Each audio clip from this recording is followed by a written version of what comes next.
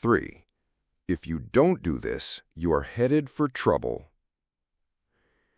Back in 1898, a tragic thing happened in Rockland County, New York. A child had died, and on this particular day, the neighbors were preparing to go to the funeral. Jim Farley went out to the barn to hitch up his horse. The ground was covered with snow, the air was cold and snappy. The horse hadn't been exercised for days, and as he was led out to the watering trough, he wheeled playfully, kicked both his heels high in the air, and killed Jim Farley. So the little village of Stony Point had 2 funerals that week instead of 1. Jim Farley left behind him a widow and 3 boys, and a few $100s in insurance. His oldest boy, Jim, was 10, and he went to work in a brickyard, wheeling sand and pouring it into the molds and turning the brick on edge to be dried by the sun. This boy, Jim, never had a chance to get much education. But with his natural geniality, he had a flair for making people like him, so he went into politics. And as the years went by, he developed an uncanny ability for remembering people's names. He never saw the inside of a high school, but before he was 46 years of age, 4 colleges had honored him with degrees, and he had become chairman of the Democratic National Committee and Postmaster General of the United States. I once interviewed Jim Farley and asked him the secret of his success. He said, "Hard work," and I said, "Don't be funny." He then asked me what I thought was the reason for his success. I replied, "I understand you can call 10,000 people by their first names." "No, you're wrong," he said. "I can call 50,000 people by their first names." Make no mistake about it, that ability helped Mr. Farley put Franklin D. Roosevelt in the White House when he managed Roosevelt's campaign in 1932. During the years that Jim Farley traveled as a salesman for a gypsum concern, and during the years that he held office as town clerk in Stony Point, he built up a system for remembering names. In the beginning, it was a very simple one. Whenever he met a new acquaintance, he found out his or her complete name and some facts about his or her family, business, and political opinions. He fixed all these facts well in mind as part of the picture, and the next time he met that person, even if it was a year later, he was able to shake hands, inquire after the family, and ask about the hollyhocks in the backyard. No wonder he developed a following. For months before Roosevelt's campaign for president began, Jim Farley wrote hundreds of letters a day to people all over the western and northwestern states. Then he hopped onto a train and in 19 days covered 20 states and 12,000 miles, traveling by buggy, train, automobile, and boat. He would drop into town, meet his people at lunch or breakfast, tea or dinner, and give them a heart-to-heart talk. Then he'd dash off again on another leg of his journey. As soon as he arrived back east, he wrote to one person in each town he had visited, asking for a list of all the guests to whom he had talked. The final list contained thousands and thousands of names, yet each person on that list was paid the subtle flattery of getting a personal letter from James Farley. These letters began, "Dear Bill," or "Dear Jane," and they were always signed Jim. Jim Farley discovered early in life that the average person is more interested in his or her own name than in all the other names on earth put together. Remember that name and call it easily, and you have paid a subtle and very effective compliment. But forget it or misspell it, and you have placed yourself at a sharp disadvantage. For example, I once organized a public speaking course in Paris and sent form letters to all the American residents in the city. French typists with apparently little knowledge of English filled in the names, and naturally they made blunders. One man, the manager of a large American bank in Paris, wrote me a scathing rebuke because his name had been misspelled. Sometimes it's difficult to remember a name, particularly if it's hard to pronounce. Rather than even try to learn it, many people ignore it or call the person by an easy nickname. Sid Levi called on a customer for some time whose name was Nicodemus Papadopoulos. Most people just called him Nick. Levi told us, "I made a special effort to say his name over several times to myself before I made my call. When I greeted him by his full name, 'Good afternoon, Mr. Nicodemus Papadopoulos,' he was shocked. For what seemed like several minutes, there was no reply from him at all. Finally, he said, with tears rolling down his cheeks, 'Mr. Levi, in all the 15 years I have been in this country, nobody has ever made the effort to call me by my right name.'" What was the reason for Andrew Carnegie's success? He was called the Steel King, yet he himself knew little about the manufacture of steel. He had hundreds of people working for him who knew far more about steel than he did. But he knew how to handle people, and that is what made him rich. Early in life, he showed a flair for organization, a genius for leadership. By the time he was 10, he too had discovered the astounding importance people place on their own name, and he used that discovery to win cooperation. To illustrate, when he was a boy back in Scotland, he got hold of a rabbit, a mother rabbit. Presto, he soon had a whole nest of little rabbits and nothing to feed them. But he had a brilliant idea. He told the boys and girls in the neighborhood that if they would go out and pull enough clover and dandelions to feed the rabbits, he would name the bunnies in their honor. The plan worked like magic, and Carnegie never forgot it. Years later, he made millions by using the same psychology in business. For example, he wanted to sell steel rails to the Pennsylvania Railroad. J. Edgar Thompson was the president of the Pennsylvania Railroad then. So Andrew Carnegie built a huge steel mill in Pittsburgh and called it the Edgar Thompson Steel Works. Here is a riddle. See if you can guess it. When the Pennsylvania Railroad needed steel rails, where do you suppose J. Edgar Thompson bought them? From Sears, Roebuck? No, you're wrong. Guess again. When Carnegie and George Pullman were battling each other for supremacy in the railroad sleeping car business, the Steel King again remembered the lesson of the rabbits. The Central Transportation Company, which Andrew Carnegie controlled, was fighting with the company that Pullman owned. Both were struggling to get the sleeping car business of the Union Pacific Railroad, bucking each other, slashing prices, and destroying all chance of profit. Both Carnegie and Pullman had gone to New York to see the board of directors of the Union Pacific. Meeting one evening in the St. Nicholas Hotel, Carnegie said, "Good evening, Mr. Pullman. Aren't we making a couple of fools of ourselves?" "What do you mean?" Pullman demanded. Then Carnegie expressed what he had on his mind, a merger of their two interests. He pictured in glowing terms the mutual advantages of working with instead of against each other. Pullman listened attentively, but he was not wholly convinced. Finally, he asked, "What would you call the new company?" And Carnegie replied promptly, "Why, the Pullman Palace Car Company, of course." Pullman's face brightened. "Come into my room," he said. "Let's talk it over." That talk made industrial history. This policy of remembering and honoring the names of his friends and business associates was one of the secrets of Andrew Carnegie's leadership.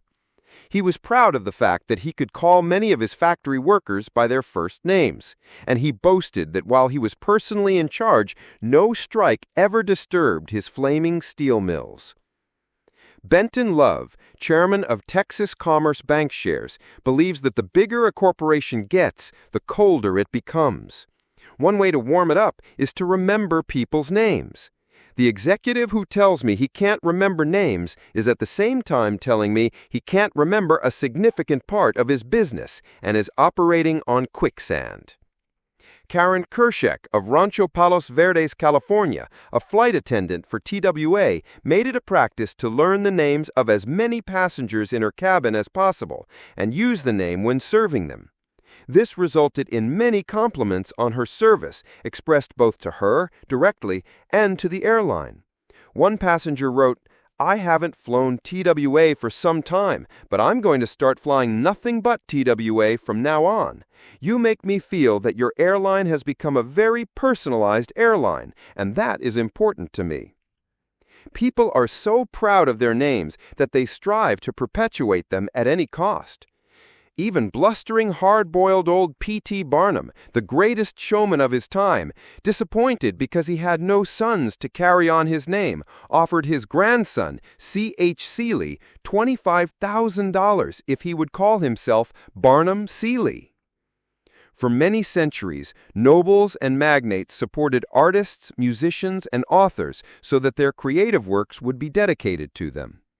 Libraries and museums owe their richest collections to people who cannot bear to think that their names might perish from the memory of the race. The New York Public Library has its Astor and Lenox collections.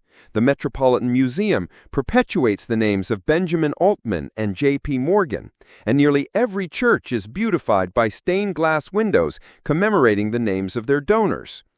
Many of the buildings on the campus of most universities bear the names of donors who contributed large sums of money for this honor. Most people don't remember names for the simple reason that they don't take the time and energy necessary to concentrate and repeat and fix names indelibly in their minds. They make excuses for themselves. They're too busy. But they were probably no busier than Franklin D. Roosevelt, and he took time to remember and recall even the mechanics with whom he came into contact.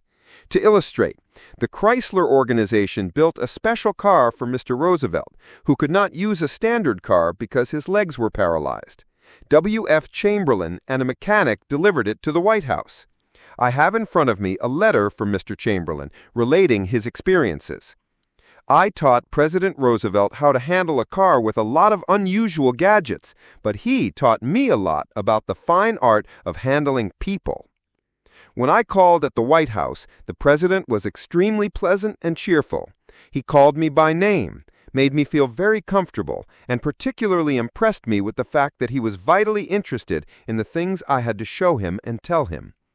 The car was designed so that it could be operated entirely by hand. A crowd gathered around to look at the car, and he remarked, "I think it is marvelous. All you have to do is to touch a button and it moves away, and you can drive it without effort. I think it's grand. I don't know what makes it go. I'd love to have the time to tear it down and see how it works." When Roosevelt's friends and associates admired the machine, he said in their presence, "Mr. Chamberlain, I certainly appreciate all the time and effort you have spent in developing this car. It is a mighty good job." He admired the radiator, the special rear-view mirror and clock, the special spotlight, the kind of upholstery, the sitting position of the driver's seat, the special suitcases in the trunk with his monogram on each suitcase. In other words, he took notice of every detail to which he knew I had given considerable thought. He made a point of bringing these various pieces of equipment to the attention of Mrs. Roosevelt, Miss Perkins, the Secretary of Labor, and his secretary. He even brought the old White House porter into the picture by saying, "George, you want to take particularly good care of the suitcases." When the driving lesson was finished, the president turned to me and said, "Well, Mr. Chamberlain, I've been keeping the Federal Reserve Board waiting 30 minutes. I guess I'd better get back to work." I took a mechanic with me to the White House. He was introduced to Roosevelt when he arrived. He didn't talk to the president, and Roosevelt heard his name only once. He was a shy chap, and he kept in the background. But before leaving us, the president looked for the mechanic, shook his hand, called him by name, and thanked him for coming to Washington. And there was nothing perfunctory about his thanks. He meant what he said. I could feel that. A few days after returning to New York, I got an autographed photograph of President Roosevelt and a little note of thanks, again expressing his appreciation for my assistance. How he found time to do it is a mystery to me. Franklin D. Roosevelt knew that one of the simplest, most obvious, and most important ways of gaining goodwill was by remembering names and making people feel important. Yet how many of us do it? Half the time we are introduced to a stranger, we chat a few minutes and can't even remember his or her name by the time we say goodbye. One of the first lessons a politician learns is this: to recall a voter's name is statesmanship. To forget it is oblivion.